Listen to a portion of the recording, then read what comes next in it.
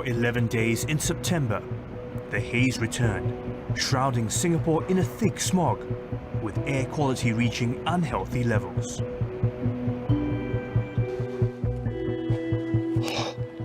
Frankly, Singaporeans have had enough.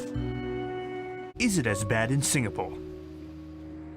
I've arranged to meet Erik Velasco, an expert in air quality and pollution management. His research shows that the thick smoke from a forest fire contains both toxic gases and harmful particles. During their journey from Sumatra, Kalimantan to Singapore, there are other chemical reactions that create new particles from the gases embedded in the plume. They are so small, and because of their chemical composition, make them very dangerous. They pose a risk to human health. So the smoke that eventually makes its way to Singapore could be more toxic and dangerous, because it contains these tiny particles called PM 2.5, fine inhalable particles with diameters that are 2.5 micrometers or smaller.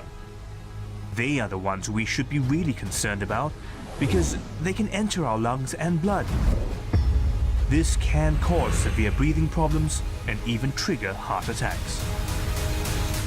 So is there anything then we can do to keep ourselves safe? This type of mask won't help at all.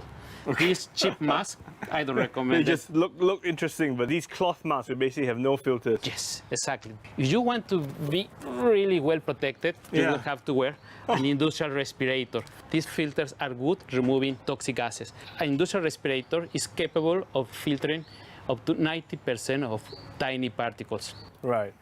In comparison, an N99 mask, this is a fancy mask, can remove 80%. And the typical N95 is between 70 and 80%. But here in Singapore, most of us use the N95 mask. Is there a proper way to wear it? It needs to seal perfectly to our face. Very careful to straps, and then move it to above your head and pass it quickly to your nose. Be sure that it's very well sealed. You have to press this metal brand on your nose.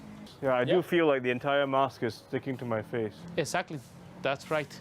And now you will be able to wear this mask maybe for 2 hours, 3 hours, no longer than that. And it will become wet. And once it becomes wet, it loses effectiveness. Oh. So I see what you mean about the moisture, because even as I'm talking now, I can feel my breath being trapped inside.